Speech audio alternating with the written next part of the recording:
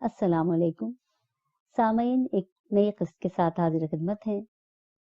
بسم اللہ الرحمن الرحیم۔ نبوت کا چھٹا سال ہے۔ ایک مرتبہ پھر سرداران قریش جمع ہوئے، آدمی بھیج کر پیغمبر اسلام صلی اللہ علیہ وآلہ وسلم کو بلوایا گیا۔ خطبہ کی پیشکشوں کو دہرایا گیا، مگر نبی اکرم صلی اللہ علیہ وآلہ وسلم نے جواب میں فرمایا، نہ مجھے زر چاہیے، نہ زن، نہ زمین۔ اللہ تعالیٰ نے مجھے رسول بنایا ہے اور مجھ پر کتاب اتاری ہے۔ قریش نے جواب دیا، اچھا پھر ایک کام کرو، جس نے تمہیں رسول بنایا اس سے کہو کہ پہاڑوں کو یہاں سے ہٹا دے اور ایسے چشمے بہائے جیسے عراق اور شام میں ہیں، ہمارے باپ دادا کو زندہ کر کے دکھائے۔ پیغمبر اسلام صلی اللہ علیہ وآلہ وسلم نے فرمایا، یہ میرا کام نہیں، مجھ کو جس واسطے اللہ تعالیٰ نے بھیجا ہے وہ میں نے پہنچا دیا، مانو تو آخرت میں نفع ہوگا، نہ مانو تو صبر کروں گا۔ اب قریش نے مزید بیہودہ گوئی کی، بولے اگر ہمارے لیے نہیں تو اپنے لیے دعا کرو، اللہ تعالیٰ فرشتہ بھیج کر تمہاری تصدیق کرے اور تمہارے لیے باغات سونے چاندی کا خزانہ دے تاکہ ہماری طرح بازاروں میں نہ پھرنا پڑے، پھر ہم تمہیں مان لیں گے کہ تم اللہ کے رسول ہو۔ نبی علیہ السلام نے فرمایا، میں ایسی دعا نہیں کرتا، مجھے بشیر و نذیر بنا کر بھیجا گیا ہے، فیصلہ اللہ کے ہاتھ میں ہے۔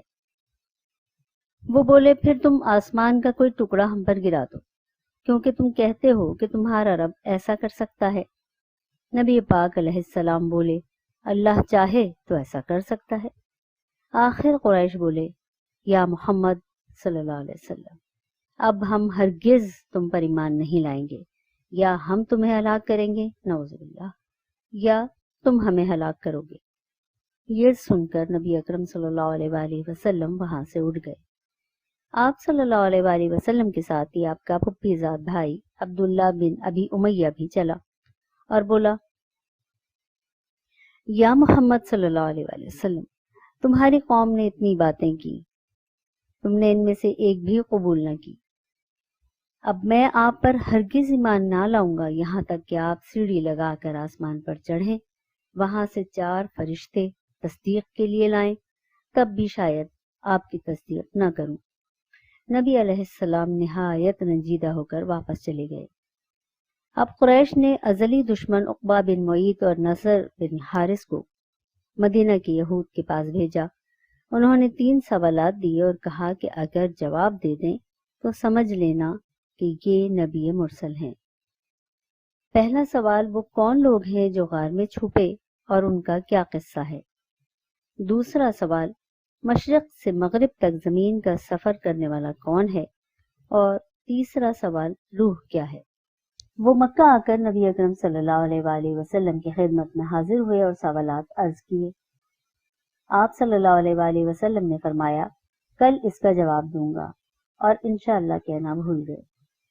کچھ دن وحی کا نزول ہی نہ ہوا تو کفار مکہ بڑے خوش اور آپ صلی اللہ علیہ وآلہ وسلم بہت رنجیدہ رہے۔ آخر 15 دن کے بعد جبرائیل علیہ السلام سورہ کہف لے کر نازل ہوئے۔ آپ علیہ السلام نے کفار کو 3 سوالات کے جوابات دے دیے۔ پہلے سوال کا جواب اصحاب کہف کا واقعہ ہے، دوسرے سوال کا جواب ذوالقرنین کا سفر ہے، اور تیسرے سوال کا جواب تھا کہ روح ایک چیز ہے اللہ کے حکم سے۔ انشاءاللہ کے بارے میں وہی نازل ہوئی۔ سورہ کہف آیت نمبر 23۔ بسم اللہ الرحمن الرحیم۔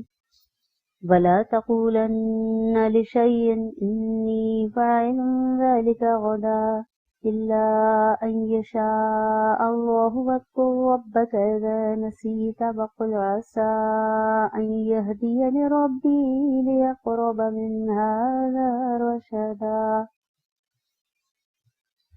ترجمہ، کسی شے کے بارے میں یہ ہرگز نہ کہو کہ میں یہ کروں گا، مگر انشاءاللہ اس کے ساتھ ضرور ملا لو، اور اگر بھول جاؤ تو جب یاد آئے اسی وقت انشاءاللہ کہو تاکہ اس بھول کی تلافی ہو جائے۔ حبشہ میں قریش کے وفد کی ناکامی بیرونی محاذ پر اسلام کی اہم کامیابی تھی۔ برسر دربار گفتگو نے آخری نبی کے نزول کی خبر عام کر دی تھی۔ حق کی تلاش میں 20 رکنی وفد آیا۔ مسجد حرام میں نبی اکرم صلی اللہ علیہ وآلہ وسلم تشریف فرما تھے۔ ان لوگوں نے بڑی دیر تک سوالات کیے۔ اللہ کے رسول نے اللہ کا کلام سنایا، فوراً ایمان لے آئے۔ جانے لگے تو ابو جہل ان کے پاس گیا اور بولا، تم سا نادان گروہ نہیں دیکھا، تمہارے ہم وطنوں نے تو حالات دریافت کرنے کے لیے تمہیں بھیجا، تم اپنا دین چھوڑ بیٹھے۔ انہوں نے کہا، ہمارے اعمال ہمارے لیے اور تم اپنے اعمال کے جواب دہ ہو۔ سلام علیکم۔ قریش کا رویہ دن بدن سخت سے سخت ہوتا جا رہا تھا۔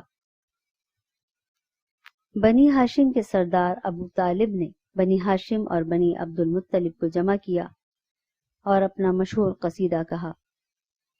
اس قصیدے نے قبائلی وقار کی خاطر تینوں قبائل بنی ہاشم، بنی عبد المطلب اور بنی عبد مناف اکٹھے کر دیے۔ اہل کفر نے ایک عہد نامہ مرتب کیا جو غیر معینہ مدت کے لیے تھا۔ اس معاہدے کی شرائط یہ تھیں: نمبر 1، کوئی ان کے ساتھ لین دین اور خرید و فروخت نہیں کرے گا۔ نمبر 2، کوئی ان سے عقد نہ کرے گا۔ نمبر 3، ان سے بات چیت بھی نہ کرے گا۔ مجلسوں میں نہ بیٹھنے دیا جائے گا، کوئی خوراک نہ پہنچائے اور گلی بازاروں میں گھومنے نہ دیا جائے۔ اس عہد نامے کو چمڑے پر لکھا گیا۔ اس کے لکھنے والے منصور بن اکرمہ کی انگلیاں شل ہو گئیں اور عہد نامے کو کعبہ میں اس اعلان کے ساتھ لٹکا دیا گیا کہ جب تک بنی ہاشم محمد صلی اللہ علیہ وآلہ وسلم کو کفار کے حوالے نہیں کریں گے، یہ لٹکا رہے گا۔ ابو طالب مجبور ہو کر شعب بنی طالب میں پناہ گزین ہو گئے۔ مورخین کے بیانات سے ایسا تاثر ملتا ہے کہ بنی ہاشم اپنے محلوں اور گھروں کو چھوڑ کر اس گھاٹی میں چلے گئے، جبکہ بات یہ نہیں تھی۔ بنی ہاشم اسی گھاٹی میں آباد تھے۔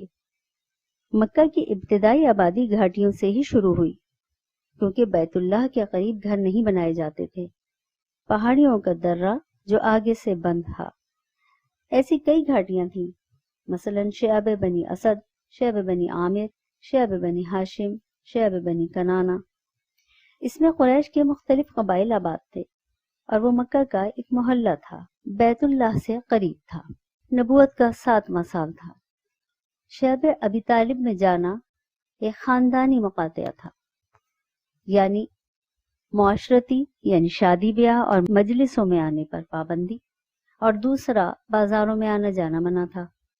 تجارت پیشہ قبائل کے لیے یہ دونوں باتیں معاشی حیثیت کو مفلوج کرنے کے لیے کافی تھیں۔ یہ زمانہ بڑی مشکلات کا زمانہ تھا۔ نوبت فقر و فاقے تک آ گئی۔ بچے روتے، ماؤں کا دودھ خشک ہو گیا۔ ان کی آواز سن کر سنگ دل کافر خوش ہوتے۔ درختوں کے پتے اور گھاس کھا کر بھوک مٹائی جاتی۔ محصورین صرف ایام حج میں باہر نکل سکتے تھے۔ چند نیک نفوس ایسے تھے جو اونٹ پر سامان لاد کر شعب کی طرف روانہ کر دیتے۔ بنی ہاشم سامان اتار کر اونٹ باہر کر دیتے۔ حضرت ابو طالب نبی اکرم صلی اللہ علیہ وآلہ وسلم کی جان کو لاحق خطرات کی وجہ سے رات کو جگہ بدل بدل کر سونے کا کہتے۔ شعب ابی طالب کا زمانہ نبی اکرم صلی اللہ علیہ وآلہ وسلم کی شدید تکالیف کا زمانہ تھا۔ دن ہفتوں اور مہینے سالوں میں بدلتے گئے۔ تقریباً 8 نبوت کا زمانہ تھا کہ حج کے زمانے میں مشرکین قریش نے اپنا مطالبہ دہرایا کہ معجزہ دکھائیں اگر آپ سچے ہیں۔ حضور اکرم صلی اللہ علیہ وآلہ وسلم نے دعا فرمائی، اے اللہ ان کے مطالبے کو پورا کر دے، اس چاند کے 2 ٹکڑے کر دے۔ نبی اکرم صلی اللہ علیہ وآلہ وسلم نے انگلی سے اشارہ فرمایا اور چاند کے 2 ٹکڑے ہو گئے۔ ایک حصہ پہاڑ کے اوپر اور دوسرا ٹکڑا دامن میں تھا۔ ہیرا پہاڑ دونوں ٹکڑوں کے درمیان نظر آ رہا تھا، حتیٰ کہ تمام کفار نے دیکھ لیا۔ نبی اکرم صلی اللہ علیہ وآلہ وسلم نے فرمایا، گواہ رہو۔ کفار نے کہا یہ تو جادو ہے۔ پھر کہنے لگے کہ باہر سے آنے والے مسافروں سے پوچھو کیا کہتے ہیں۔ جب مسافر آئے تو انہوں نے کہا کہ واقعی چاند کو شق ہوتے دیکھا ہے۔ قرآن میں اس کا ذکر ہے سورہ قمر میں۔ بسم اللہ الرحمن الرحیم، اقتربت الساعة وانشق القمر وإن يروا آية يعرضوا يقولوا سحر مستمر۔ ترجمہ: قیامت کی گھڑی قریب آ گئی اور چاند پھٹ گیا، مگر ان لوگوں کا حال یہ ہے کہ یہ خواہ کوئی نشانی دیکھ لیں منہ موڑ جاتے ہیں اور کہتے ہیں یہ تو چلتا ہوا جادو ہے۔ چاند کے 2 ٹکڑے ہونے کا معجزہ دنیا کے دوسرے حصوں میں بھی تاریخ سے ثابت ہے۔ سامعین، آج کی گفتگو کا یہاں اختتام کرتے ہیں۔ ذکر صلی اللہ جاری رہے گا انشاءاللہ۔ چینل کو سبسکرائب کیجئے، ویڈیو کو لائک کیجئے اور کمنٹ سیکشن میں اپنی رائے سے آگاہ کیجئے۔ شکریہ۔